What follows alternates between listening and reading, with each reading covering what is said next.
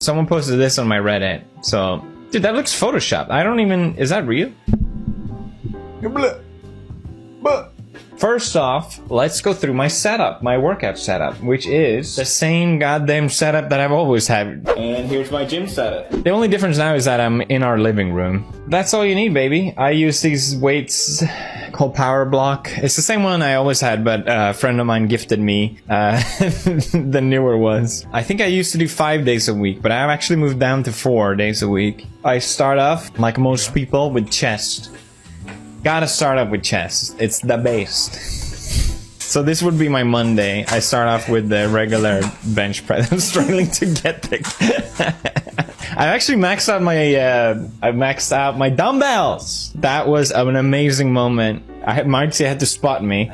The thing with dumbbells is they're quite hard to get up. Like, to get to the position, this position. To do that on your own when you're maximizing, it's really difficult. I do this pathetic push with my leg, like, that's not helping. I was so proud when I hit my new record, and then I googled, like, how good is that? And it basically said, like, for your weight group, intermediate. And I was like, what the f? I expected to read, like, God mode or Giga Chat or some shit. So it became clear to me that I need to put on more weight, to lift more weight. So that's why I've been trying to bulk up more. I've always been quite skinny, so... Perfect form. Moving on to the next day, number 2. Tuesday is leg day, baby. I do squat. With my perfect form, okay? I don't want to hear anyone complaining about my form because I don't care. And then I do 4 sets of deadlift, barefooted deadlift. Don't drop it on your toes. And I do the calf raises where you go on your toes. And then I'm pretty much done, you know? I'm not that, you know, legs.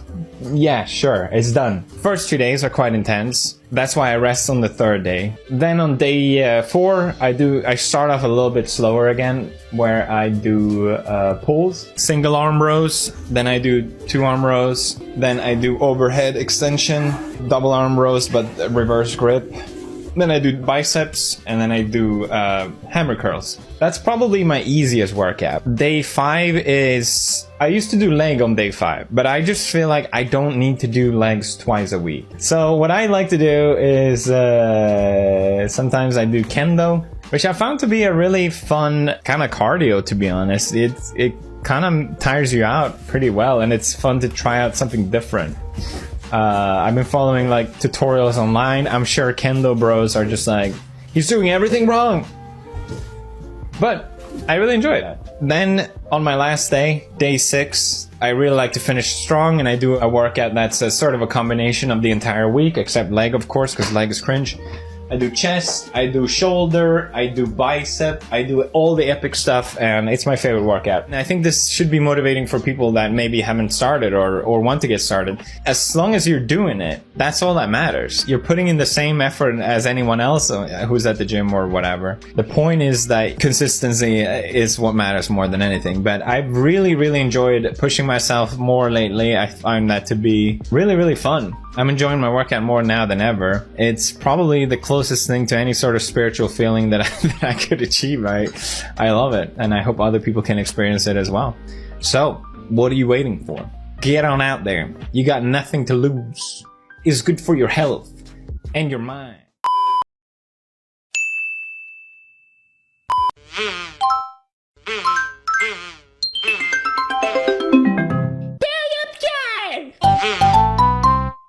If you guys have been following Pewdiepie for a while, you probably know about his insane body transformation. For a guy famous for gaming and YouTube and isn't the typical meathead gym bro, he's put on some serious impressive muscle, and he did it almost entirely at home with very basic equipment, no high-end gym, no steroids, just consistency and smart training. So this would be my Monday. I start off with the regular bench press. I'm struggling to get there.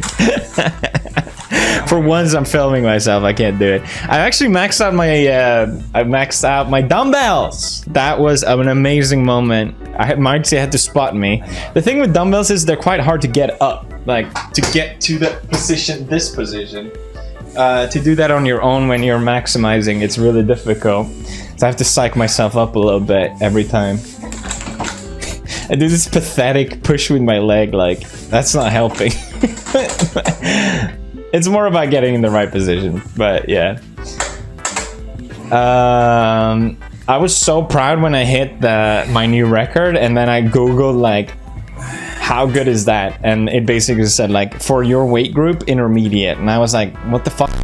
I expected to read like God mode or Giga Chat or some shit.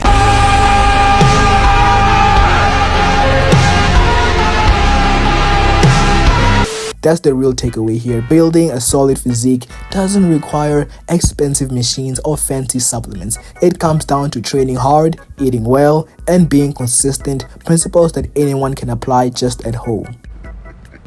What a bunch of fucking bullshit. PewDiePie didn't just get shredded by magic or quick fixes. Instead, he relied on some simple but powerful muscle building fundamentals, using mostly dumbbells and bodyweight exercises, focusing on compound movements like presses, rows, squats, and lunges, eating enough food, especially protein, to fuel muscle repair, giving himself enough rest days to recover properly.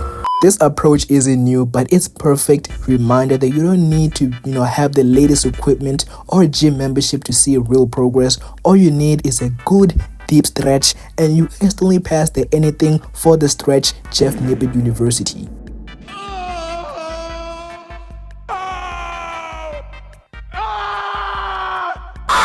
From videos and interviews, we know PewDiePie's home setup includes a basic adjustable bench and a pair of dumbbells, not glorious but effective. Here's why that matters. Dumbbells let you hit the major muscle groups and add weight progressively. The key to muscle growth, even with limited gear, you can perform, presses and rows for your upper body, do squats, lunges, and Romanian deadlifts for your legs, add resistance to push-ups and pull-ups using backpacks or weight plates. Progressive overload gradually increases the challenge. It's what makes muscle grow for show. And dumbbells do provide an effective nuke on the eccentric stretch, which equals better gains, which is an overall cheat code to staying fit at all times, being your equipment is right in your comfort zone.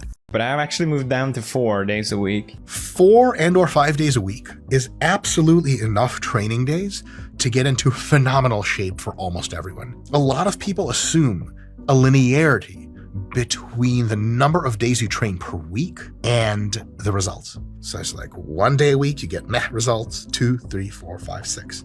But really, it's a relationship that is much more hyperbolic in nature, not like the hyperbolic time chamber in Dragon Ball Z, which is awesome. Say something bad about Dragon Ball Z. Talk that. It looks like this. If you train 1 day a week, well, yeah, your results won't be that good. If you train 2 days a week, your results will be way better. If you train 3 days a week, your results will be notably better than 2, but not as big of a jump as from 1 to 2.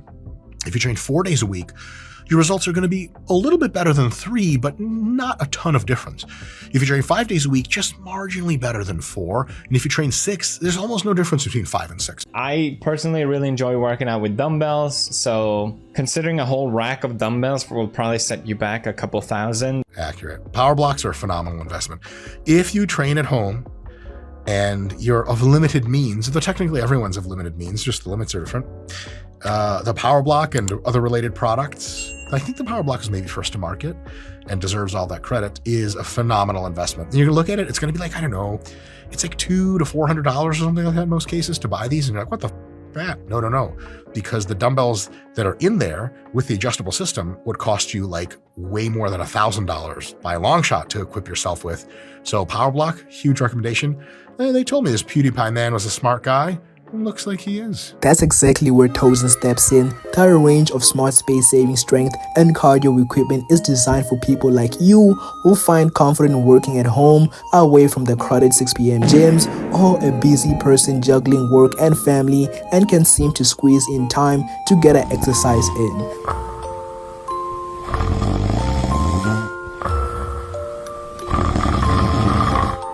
Tousains solves the biggest problems home gym users face: limited space, limited options, and hitting those annoying plateaus it provides a wide range of helpful tools to get you fit at all times, like the workout apps available in iOS and Android, which provide free courses, cardio and strength workouts equipments, with two of my favorites being the walking pad, which helps me burn calories while getting work done on a busy schedule, and the cable machine, which takes up less space and helps crack a sick pump in the progress. Get started today with Tousains and start your journey in staying active and healthy year-round. Grab the link in the bio to get started.